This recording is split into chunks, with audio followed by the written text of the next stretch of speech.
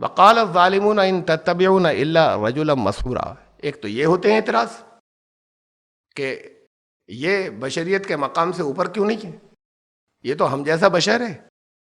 اور یا پھر یہ ہوتے ہیں اعتراض کہ یہ سحر ہوا ہے، اس کے اوپر جادو ہو گیا ہے. ظالم یہ کہتے ہیں کہ یہ شخص تو سحر زدہ ہے، اس پر جادو ہو گیا ہے. جتنے الزام انکار کرنے والے طرح طرح کے لگاتے تھے، الزام نہیں، بالکل ایسی تھوپتے تھے، ایسی بیتوکی باتیں کہا کرتے تھے جسے خود ان میں کے دوسرے انکار کرتے تھے کہ یہ مت لگاؤ، یہ تو چارج بیٹھے گا ہی نہیں، یہ فٹ نہیں ہوگا ان کے اوپر. آپس میں مشورے کرتے تھے کہ بھائی اسے مجنون کہیں گے ہم. تو ساتھ والے دوسرے کہتے تھے کہ نہ فٹ نہیں ہوگا، ہم دیکھتے چلے آ رہے ہیں بچپن سے، اس کی ان کی حرکات و سکنات، ان کا جو کیریکٹر ہے وہ مجنون جیسے نہیں ہے. کہتے تھے شاعر کہیں گے، اب ہم لوگوں کو بتائیں گے شاعر ہے. تو وہ ساتھ والے دوسرے کہتے تھے یہ شاعری ہے ہی نہیں، کوئی نہیں مانے گا. بھائی کلام تو سنیں گے لوگ، ہر ایک کہہ دے گا یہ شاعری نہیں ہے. اور بچپن سے ہم دیکھتے چلے آ رہے ہیں کہ شاعری کبھی نہیں کی، شاعری سے آتی نہیں ہے، اس کو کوئی دوسرا لکھوا جاتا ہے. ارے بچپن سے دیکھتے چلے آ رہے ہیں، ہمیں معلوم ہے کہ پڑھنا لکھنا نہیں آتا. نہیں، یہ چارج سٹینڈ نہیں کریں گے. تو آپس میں وہ رکھتے تھے، وہ ان میں سے ایک چارج یہ بھی تھا. تو قرآن نے وہ ساری چیزیں جو وہ سوچتے تھے کہ ہم یہ کہہ دیں دوسرے لوگوں سے تاکہ بات پھیلے نہیں، دوسرے قبیلے کے لوگوں کو یہ بتا دیں، قرآن نے اللہ نے اس کا اہتمام رکھا کہ ان میں سے کوئی چارج کبھی فٹ ہو ہی نہیں سکے. اگر وہ کہیں کہ یہ شاعری ہے تو رسول اللہ صلی اللہ علیہ وسلم کو آخر تک شاعری کا ذوق ہی نہیں ہو، بالکل کہ شعر سمجھنے کا ذوق ہی نہیں ہو مصروں کے وزن کا اینڈ تک. یہ ان کے اندر اس چیز کی صلاحیت ہی نہیں رکھی جائے کہ کبھی یہ الزام لگ سکے کہا اس پہ سحر ہو گیا ہے. اب یہ کہہ دیں کسی نے جادو کر دیا ہے. تو یہ سٹینڈ اگر یہ الزام وہ لگاتے تھے تو پھر اللہ نے اس کا بھی الزام رکھا کہ ان پر کبھی جادو نہیں ہو سکتا تھا. کہا یہ ظالم یہ الزام لگاتے ہیں. یہ الزام تو ہمارے ایمان لانے والے بھی لگاتے ہیں، ان پر جادو ہو گیا تھا. رسول اللہ صلی اللہ علیہ وسلم پہ جادو کر دیا گیا تھا. جس پر جادو ہو جائے، جادو کیسے ہوتا ہے؟ جادو سے کسی کا ہاتھ تھوڑی ٹوٹتا ہے کہ صاحب ایک انگلی کٹ کے گر پڑی جادو ہو گیا تھا. جادو سے دماغ جاتا ہے. جادو جو بھی ہوتا ہے، جادو دماغ کو کنٹرول کرتا ہے، اور پھر اس کی وجہ سے چاہے طبیعت خراب ہو، چاہے کچھ اور چیزیں انسان میں ظاہر ہونے لگے، وہ تو اصل میں تو دماغ پر اثر کرتا ہے اسے. اور وہ باقی جس کے اندر جتنی بھی تبدیلیاں ہوتی ہیں، تو اب وہ دماغ کے اوپر جو تبدیلیاں ہوتی ہیں وہ بھی قبول کر لی گئیں. وہ سب آپ کیا موجود ہیں کہ ہاں صاحب جادو ہوا تھا. اور اس کی شان نزول یہ بتائی جاتی ہے کہ سورتیں نازل ہوئیں، قل اعوذ برب الفلق، قل اعوذ برب الناس. یہ دونوں صورتیں جب نازل ہوئیں، یہ حدیثوں کی کتابوں کے اندر ہے کہ یہ دونوں صورتیں جو نازل ہوئیں، تو یہ دونوں جب رسول اللہ صلی اللہ علیہ وسلم پہ جادو ہو گیا، جادو کر دیا گیا، تو یہ صورتیں نازل کی گئیں. اور پھر وہ جن چیزوں پہ جادو کیا گیا تھا، آپ پڑھ کے دم کرتے جاتے تھے اور کھولتے جاتے تھے اور یہ پڑھتے چلے جاتے تھے، اس وقت یہ نازل ہوئی تھی جادو سے حفاظت کے لیے. یہ جو جادو کے واقعات یا افسانے ہیں ان کتابوں کے اندر آگے ہیں، یہ بیان کی جاتے ہیں سن 7 ہجری کے بعد کے، صلح حدیبیہ کے بعد کے. اور یہ صورتیں مکے کی نازل ہوئی. ساری بات تو یہیں ختم ہو جاتی ہے. وہ سارے افسانے ڈھیر ہو جاتے ہیں خالی اسی بات کے اوپر کہ یہ دونوں آپ کے پاس قرآن کا جو بھی نسخہ ہو قرآن کریم کا، ان پر عام طور سے زیادہ تر نسخوں کے اوپر چھپا ہوتا ہے کہ یہ صورت مکی ہے یا مدنی ہے. ان کو اٹھا کر دیکھ لیجئے، اوپر لکھا ہوگا جہاں پر شروع ہوئی مکی صورتیں. تو یہ صورتیں تو ہیں مکی، یہ نازل ہوئی جب ان کے اوپر جادو کر دیا گیا تھا، اس کے ڈیفنس کے لیے یا اس کے توڑ کے لیے. ان صورتوں کا شان نزول یہی بیان کیا جاتا ہے. بڑی بڑی تفسیریں جو ہیں، تفہیم القرآن بھی مولانا مودودی کا، اور تفسیر الکبیر بھی امام فخر الدین رازی کی، بہت لمبی اور دوسری بڑی بڑی تفسیریں. یہاں پر یہ سورہ قل اعوذ بالفلق کی تفسیر میں بڑا لمبا چوڑا بیان ان کا یہی چلتا ہے کہ ان کے اوپر جادو ہو گیا تھا، یہ صورتیں نازل ہوئیں. یہ صورتیں مکے کی ہیں. جادو والا واقعہ جو بیان کیا جاتا ہے، خود جو بیان کرتے ہیں، وہ سن 7 ہجری کا ہے، سن 6 ہجری کے بعد کا ہے. یہ تو ساری باتیں تو یہی غلط ہو گئی. وہ واقعہ کیسے ہے؟ وہ طرح طرح کی روایات ہیں جو سب ایک دوسرے سے ٹکراتی ہیں. ان میں سے ایک یہ ہے، میں مختصر چند بتا رہا ہوں ان میں سے ایک یہ ہے کہ ایک شخص تھا یہودی، اس کا نام تھا لبید بن عاصم. لبید بن عاصم نے جادو کروایا تھا. جب جادو آپ کے پاس ہو گیا تو آپ بڑے کھوئے کھوئے رہتے تھے اور کچھ یاد نہیں رہتا تھا. کچھ کرتے تھے، کوئی کام کرتے تھے اور بات کو حالانکہ نہیں کیا ہوتا تھا تو ذہن میں آتا تھا کہ کر چکے. اپنی ازواج کے پاس، اپنی وائفز کے پاس نہیں گئے ہوتے تھے، خیال یہ آیا کہ گئے ہیں. طبیعت بھی خراب رہنے لگی، تکلیف بھی محسوس ہونے لگی. تو پھر چند روز اس حالت کے اندر گزرے تھے، اللہ سے دعا کی تو 2 فرشتے آئے اور 2 فرشتوں میں سے ایک سرہانے بیٹھ گیا، آپ لیٹے ہوئے تھے، نیند کی حالت میں تھے. ایک پائنتی بیٹھ گیا. اب دونوں نے ایک دوسرے سے بات چیت شروع کی. ایک نے دوسرے سے کہا کہ اس شخص کو کیا تکلیف ہے؟ دوسرے نے کہا ان پر جادو ہو گیا ہے. تو پھر اس نے کہا کہ جادو کس نے کرایا؟ کہا لبید بن عاصم نے کروایا. کہ یہ جادو کس چیز پر کیا گیا؟ کہا اس کے بالوں پر کیا گیا، کنگھی کے بالوں کے اوپر. وہ اب کہاں ہے؟ اگر وہ فلاں کنواں ہے، اس کنویں میں ہے. اور پھر اس کے بعد پھر یہ صورتیں نازل ہوئیں تو رسول اللہ صلی اللہ علیہ وسلم اپنے صحابہ کے ساتھ گئے وہاں، کچھ صحابہ کو ساتھ میں لے کر، اور پھر وہاں سے وہ دیکھا تو اس کنویں کا جو پانی تھا وہ زرد و پیلا ہو گیا تھا بالکل. اور پھر وہ ان صورتوں کو پڑھتے جاتے تھے، ان آیات کو پڑھتے جاتے تھے، اور بہرحال جادو کا اثر جو ہے پھر وہ ٹھیک ہوتا چلا جاتا تھا جو گرہیں وہاں پہ لگی ہوئی. اب ایک اور روایت ہے، یہاں تو 2 فرشتوں کی بات تھی، ایک اور ہے کہ حضرت جبریل نے آ کے اطلاع دی کہ جادو ہو گیا ہے. اور وہ جادو جو ہے وہ بتایا لبید بن عاصم نے کروایا ہے، اس نے جادو کروایا ہے. اور وہ دھاگے ہیں، وہ ان دھاگوں کے اندر گریں لگی ہوئی ہیں، اور وہ ایک کنویں کے اندر ہے اور اس کے وہ پتھر سے دبا ہوا ہے وہ دھاگا، اس میں گرے اور گاٹھیاں لگی ہوئی ہیں. تو پھر رسول اللہ صلی اللہ علیہ وسلم نے حضرت علی کو، حضرت طلحہ کو بھیجا کہ جاؤ، اور وہ جا کے کنویں میں سے نکال کے لائے اس دھاگے کو. آپ ایک ایک گرا اس کی گانٹھ، اس کی نوٹ کھولتے جاتے تھے اور یہ پڑھ کے پھونکتے جاتے تھے، یہ دم کرتے جاتے تھے، یہ صورتیں، تکلیف دور ہوتی چلی جاتی تھی، یہاں تک کہ وہ 11 گانٹیں اس کے اندر تھیں، وہ 11 کی 11 کھل گئی، تکلیف دور ہو گئی. آپ کہیں تو کنگھی کے بال تھے، کہیں یہ دھاگے کی گانٹیں ہیں. یہی ہے کہ رسول اللہ صلی اللہ علیہ وسلم صحابہ کے ساتھ میں گئے وہاں کنویں کے اوپر، کہیں حضرت علی کو بھیجا تو ان سے منگوایا تھا. یہ 2 الگ الگ، ایک کہیں ہے کہ حضرت جبریل آئے تھے انہوں نے اطلاع دی، کہیں آئے کہ لیٹے ہوئے تھے یا حالت نیند میں تھے، آدھی نیند کے اندر، کہ 2 فرشتے آئے تھے، ایک سرانے بیٹھ گیا، ایک پائنتی بیٹھ گیا، دونوں ایک دوسرے سے بات کر رہے تھے اور اس شکل میں اطلاع ملی. یہ الگ الگ ہیں، اور بھی بہت سی ہیں.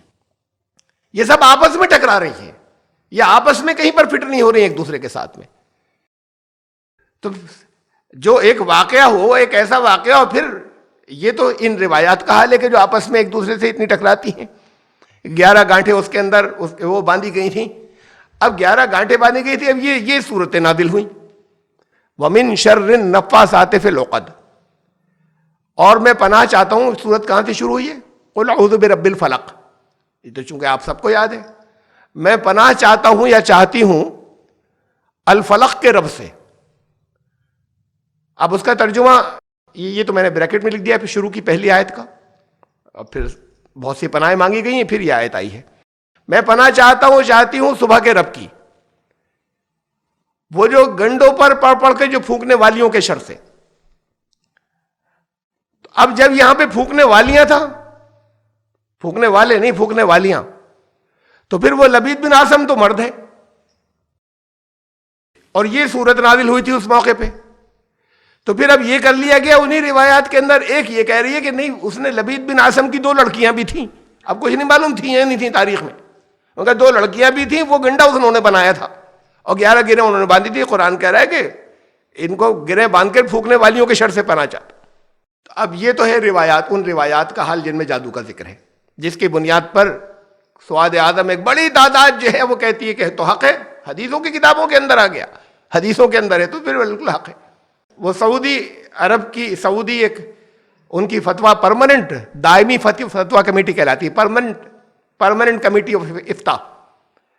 اس کے اندر ٹاپ لیول کے ان کے جو مفتی ہوتے ہیں سر، وہ اس میں ہوتے ہیں شیخ عبداللہ بن باز، اور ان کی ویب سائٹ کے اوپر وہ مختلف فتوے وہ پبلش کرتے رہتے ہیں، ڈالتے ہیں. اس میں یہ سوال ہے کہ ان کے اوپر جادو ہوا، نے لکھا کہ جو لوگ انکار کرتے ہیں وہ حدیثوں کا انکار کرتے ہیں، وہ امت کے اجماع کا انکار کرتے ہیں، وہ بہت سخت الفاظ ہیں، بس لفظ کفر نہیں لکھا ہوا ہے ان کا، وہ ان سب باتوں کے انکاری ہیں جو اس کا انکار کرتے ہیں. اس لیے کہ یہاں موجود ہے سب حدیثوں کی حالت میں نے آپ کو بتائی کیا ہے، جنہیں حدیثیں کہا جا رہا ہے. اور پھر انہیں تو جانے دیجئے، ان میں اگر اختلاف نہیں ہوتا، اور یہ بہت سی ہوتی ہیں اور یہ ایک ہی بات کہہ رہی ہوتی ہیں، تو پھر یہ عصمت رسول کے خلاف ہے، نبی کے اوپر، رسول کے اوپر. یہ بات کہ تمہارے اوپر جادو ہو گیا، فرعون نے کہا تھا حضرت موسیٰ سے کہ تمہارے اوپر جادو ہو گیا ہے. یہ بات حضرت صالح علیہ السلام سے ان کی قوم نے کہی تھی کہ تمہارے اوپر جادو ہوا ہے. کسی نبی پر نہیں ہو سکا، کسی نبی پر نہیں ہو سکتا، اس لیے کہ جادو دماغ پر اثر کرتا ہے. اللہ کا کلام مشکوک ہو جائے گا کسی کا دماغ اگر ایسی حالت میں ہے کہ معلوم نہیں یہ کام کیا تھا یا نہیں کیا تھا. اب یہ بات الگ ہے کہ بھئی دلیل دینے والے کہتے ہیں صاحب ان حدیثوں میں یہ تھوڑی ہے، کہیں یہ ہے کہ اپنی اہلیہ کے پاس گئے تھے یا نہیں گئے تھے اور یاد ہی نہیں ہے، یہ تھوڑی ہے کہیں پہ نماز پڑھی تھی یا نہیں پڑھی تھی. تو پھر ہر بات نہیں لکھی ہوئی ہے. لیکن مخالفین تو یہی کہیں گے کہ یہ سب نہیں کر رہے ہیں، کہ کھوئے ہیں، انہیں کچھ بھی یاد نہیں رہتا، طبیعت خراب ہے، ہر چیز بھولے ہوئے ہیں. یہ حالت جو ان کی ہے تو اس کے اندر کتنا قرآن بھول گئے غلطی سے، کون سی وحی نازل ہو گئی، کس کی بات کو وحی کہہ کر بول دیا. مخالفین تو یہی کہیں گے. تو ایسا اللہ پاک صاف رکھے گا ایسی چیز سے کہ جہاں پر یہ الزام کبھی کوئی اسٹینڈ کر سکے، یہ الزام اسٹینڈ نہیں کر سکتا. اور پھر وہ جو مجسم قرآن تھے، چلتا پھرتا قرآن تھے. حضرت عائشہ نے کہا کہ پوچھا کہ رسول اللہ صلی اللہ علیہ وسلم کا کردار اخلاق کیسے تھے؟ کہا تم نے قرآن نہیں پڑھا ہے؟ تو قرآن کی چلتی پھرتی تفسیر تھے، ساکشات قرآن تھے. اگر ان کے اوپر جادو اثر کر جائے گا تو پھر قرآن میں تو جادو کا کوئی توڑ نہیں ہوگا. وہ پھر یہ بھکسوں کے پاس ہوگا، جا کر جادوگروں کے پاس ہوگا، پھر قرآن میں نہیں ملے گا. جو خود چلتا پھرتا ہے قرآن ہے، جن پر قرآن نازل ہوا ہے، ان کے اوپر اگر ہوگا جادو تو پھر اس کے بعد پھر کم سے کم اس کلام میں تو کوئی اس کی توڑ ہوگی نہیں. یہ وہی مشکوک ہو جاتی ہے. اور پھر مشکوک صرف ہماری نظر کی بات نہیں ہو رہی، ہمارے لیے تو کبھی بھی مشکوک نہیں ہوگی. ہمارے لیے تو اس کی ایک آیت کافی ہے قرآن کی کہ اللہ نے اس کی حفاظت فرمائی ہے.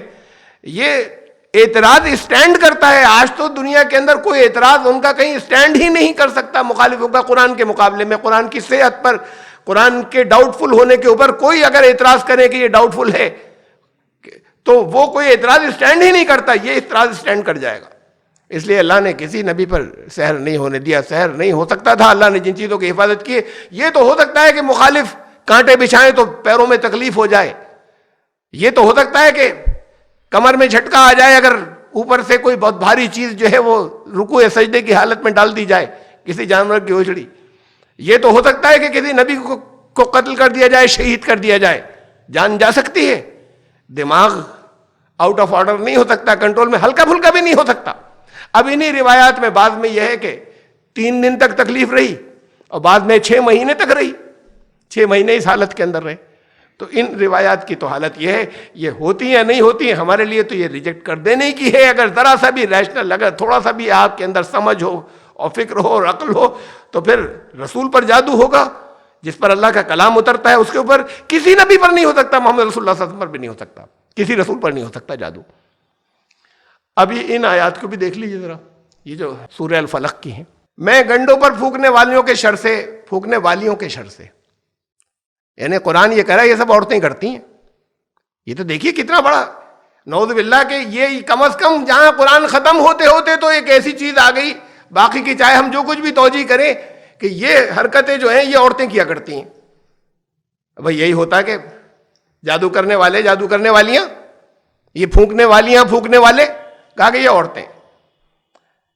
یہاں پر آپ نے واقعات سنے ہوں گے، کبھی کبھی ہوتے ہیں وہاں پر جہاں بہت زیادہ سپرسٹیشن ہے یا بہت زیادہ توہمات ہیں، تو وہاں کسی گاؤں میں لوگوں کسی عورت کے پیچھے پڑ گئے، پھر اسے جان سے مار دیا. ان کا کہ یہ جو تھی یہ جادوگرنی تھی، یہ چڑیل تھی، اور پھر اسے بیچاری کو جان سے مار دیا. یہ ایسے واقعات ہوتے رہے نا. کوئی مرد نہیں مارا گیا کہیں، یہ عورتیں ماری جاتی ہیں. یہ عورتیں چڑیل.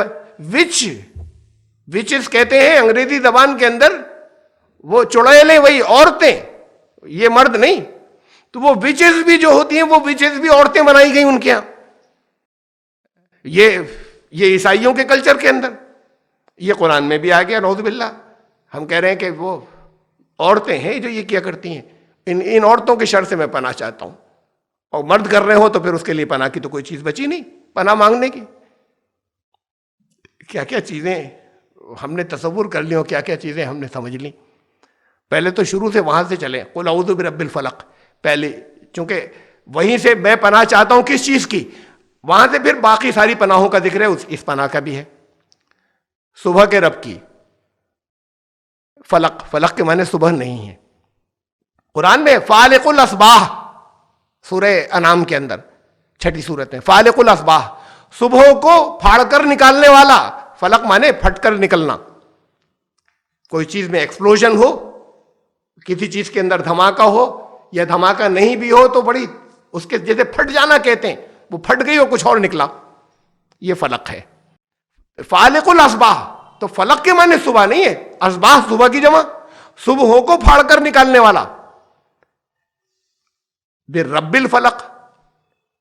آپ کے پاس کوئی چیز پھٹ جائے نقصان ہوتا ہے نا، کوئی بھی چیز پھٹ جائے. ایک وہ رکھا ہوا ہے ہمارے یہاں تھا، ایک ایکویریم تھا، بہت لمبے عرصے تک تھا، ایک اچھا خوبصورت سا ایکویریم رکھا تھا. معلوم نہیں ایک دن کیا ہوا، بیٹھے بیٹھے ایک دم دھماکے کے ساتھ پھٹ گیا. تو حالانکہ سب کچھ تھا اس کے اندر، وہ گیسز نکلنے کا راستہ واسطہ ہو تو جیسے بنائے جاتے ہیں ویسے تھے وہ. اور وہ تو پھر اس کے شیشے ایسے گئے دور دور تک، اور وہ گھر میں بھی ایک ان کے آ کر لگے پیر کے اندر، وہ شیشہ بہت اندر تک گھس گیا پیر کے اندر. اب وہ نقصان ہو گیا. ایک دھماکے کوئی ایسے بھی ہوتے ہیں جس سے نقصان نہ ہو، چیزوں کے پھٹ جانے سے نقصان ہوتا ہے نا.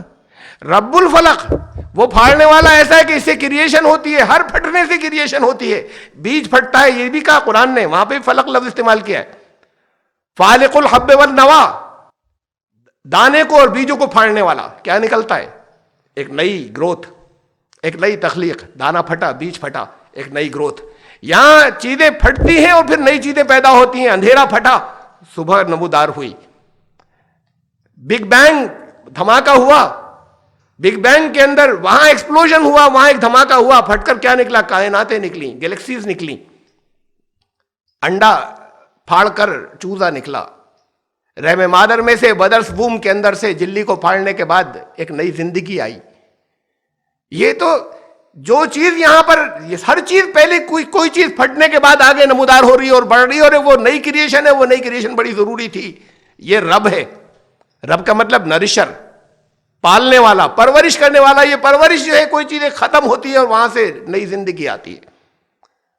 اس رب کو یہ جو طرح طرح کی چیزوں کو پھاڑنے کے بعد اور اس میں سے کچھ اور کریشن جو ہے وہ لے کر آتا ہے، جو انسانیت کے لیے، دنیا والوں کے لیے، کائنات کے لیے فائدہ مند ہوتی ہے. اس پرورش کرنے والے رب کی پناہ چاہتے ہیں. یعنی پناہ اس کی چاہیے کہ جو نرشر ہے، بچانے والا ہے. وہ اگر کسی جگہ کچھ پھاڑے گا بھی تو وہاں سے بھی فائدہ ہوگا. اب اس میں بہت سی پناہوں میں سے کیا ہو، من شر النفاثات فی العقد. نفاثات، پھونکنے والیاں. قرآن میں پھونکنے کا ایک لفظ اور جگہ دکھاؤں. آپ اپنی زبان میں بولتے نہیں بولتے ہیں؟ کیا کانا پھوسی، یہ ایسی چیز پھونک دی سب جگہ پر چاروں طرف پھیل گئی. افواہ، یہ سے پھونکنا کہتے ہیں. قرآن نے لفظ استعمال کیا یہ پھونکنے کا، افواہ کا. یریدون لیطفئوا نور اللہ بافواہہم، اللہ کے نور کو اپنی افواہوں سے بجھانا چاہتے ہیں، پھونکوں سے. یہ افواہ لفظ جو ہے، جو آپ اردو میں بولتے ہیں، یہ عربی کا لفظ ہے، اس کا مطلب پھونکے. اللہ کے نور کو اپنی پھونکوں سے بجھانا چاہتے ہیں. پھونکوں سے اللہ کے نور کو، یعنی جو دین پھیلا ہوا ہے یا جو کچھ صحیح راستہ ہے اس کو کانا پھوسی کر کے اس کو غلط باتیں پھیلا دی، یہ پھونکے ہیں. اور پھونکے کیا ہیں؟ اس سے یہ بجھانا چاہتے ہیں. یہ لوگوں کے کہے سے، لوگوں کے ایک دوسرے کے کانوں میں پھونک دینے سے، افواہیں پھیلانے سے، غلط باتیں پھیلا دینے سے حق کیا ختم ہو جائے گا؟ قرآن نے کہا یہ ہیں پھونکے. کہا کہ پھونکے مارنے والیاں، والیاں کون؟ عورتیں نہیں، پھونکے مارنے والی پارٹیاں، جماعتیں جو فی العقد، عقد گرہ کو کہتے ہیں، گانٹھی کو. عقدۃ النکاح قرآن میں نکاح کی گانٹھی. تو گانٹھی صرف دھاگے کی نہیں ہوتی، قرآن کا لفظ ہے عقدۃ النکاح، واحلل عقدۃ من لسانی عقدہ، یہ لفظ آ گیا وہاں، میری زبان کی گرہ ہٹا دیجئے، اور پھر یہ گرہ اچھی بھی ہوتی ہے۔ عقدۃ النکاح، نکاح کی گرہ، بندھن، یہ گانٹھی ہو گئی نکاح کی، بندھ گئے، ایک اچھا ہے۔ کسی بات کا پکا ارادہ کر لینا جو ہے وہ بھی عقدہ ہے، عقدہ ہے کہ بالکل یہ آپ کی زبان میں ہی بولتے ہیں، گانٹھی میں باندھ لینا، گرہ میں باندھ لینا اس بات کو، تو اسے بھی عقد کہتے ہیں۔ فی العقد، لوگوں نے پکے ارادے کر رکھے ہوں، عزم مصمم کر رکھا ہو، یہ ہے اس کا ترجمہ اصل۔ میں پناہ چاہتا ہوں، پناہ چاہتی ہوں، اس میں سے جو زندگی برآمد کرتا ہے پھاڑ کے بھی، میں پناہ اس کے رب کی پناہ چاہتا ہوں، ان جماعتوں کے شر سے، عورتوں کے نہیں، ان جماعتوں کے شر سے جو پکے ارادوں کی گاٹھوں میں پھونکے مارنے والی، پختہ ارادوں، اس پھونکے افواہیں، اسے یہ طرح طرح کے نفسیاتی اثرات ڈالنا، وہ پھیلا دینا، ریومرز پھیلا دینا، مس لیڈ کر دینا، یہ ان کی پھونکیں ہیں جس سے اللہ کا نور بجھایا نہیں جا سکتا۔ کہا گئی لیکن پناہ مانگتے رہو اللہ سے۔ تو یہ پناہ مانگنے کی چیز بتائی تھی، اسے بتا دیا عورتیں، وہ مرد تو کرتے نہیں، وہ عورتوں سے اللہ نے پناہ مانگی ہے کہ یہ وہ عورتیں جو پھونکے مارا کرتی ہیں۔ تو پھر اس کی لبید بن عاصم کی لڑکیاں بھی بنائیں انہوں نے ان روایتوں کے اندر کہ بھئی یہاں پہ تو یہ آیتیں نازل ہوئی تھی نا، جب یہ آیتیں نازل ہوئی تھی اور اس کا نام آ رہا ہے ایک حدیث کے اندر، تو ان کا کہ یہ بھی رکھو کہ اس کی 2 لڑکیاں تھیں، انہوں نے 11 گاٹھیاں انہوں نے ایک دھاگے میں باندھی تھی۔ پھر کہیں حضرت علی لے کے آئے تھے، کہیں وہ بال تھے کنگھی کے، کسی روایت میں ہے کہ ایک یہودی تھا ان کے یہاں ملازم، رسول اللہ تاریخ میں کبھی بھی یہودی ملازم نہیں رہا ان کا، رسول اللہ صلی اللہ علیہ وسلم کا، ایک یہودی ملازم تھا ایک لڑکا، اس سے سازش کی تھی دوسرے یہودیوں نے، اس نے کنگھی کے بال دے دیے تھے۔ یہ طرح طرح کی چیزیں ہیں، یہ ہے اس حقیقت ان روایتوں کی۔ اب وہ چاہے جتنی مستند کہلانے والی کتابوں میں آ گئی ہوں، ہمیں تو اور بالکل وہیں ریجیکٹ کرنا چاہیے۔ یہ شان نزول، اس کے معنی کو آپ دیکھ لیجئے کہ قرآن کہاں چلا جائے گا، قرآن کو کس لیول پر لے جائیں گے اگر قرآن یہ کہے گا کہ یہ گھپلے تو صرف عورتیں کرتی ہیں، یہ جھاڑ پھونک کرنا، یہ گنڈے بنانا۔ ہمارے یہاں تو مسجد کے حجرے کے اندر جو لوگ بیٹھتے ہیں وہ کرتے ہیں، عورتیں تو جاتی ہیں ان سے لینے کے لیے، جگہ جگہ بھیڑ، اور وہ لوگوں سے پیسے لے کے دیا کرتے ہیں یہ گاٹھیاں لگا لگا کے، تو وہ تو صاف بچ گئے، یہ کہہ رہے ہیں کہ عورتیں کرتی ہیں۔ تو یہ سحر کی حقیقت ہے کہ قرآن کہہ رہا ہے یہ ظالم کہتے ہیں، یہ ظالموں کا الزام ہے، اور ظالموں نے جتنے الزام لگائے سارے نبی ان تمام الزاموں سے پاک تھے، ان پر سحر نہیں ہو سکتا تھا۔ ہم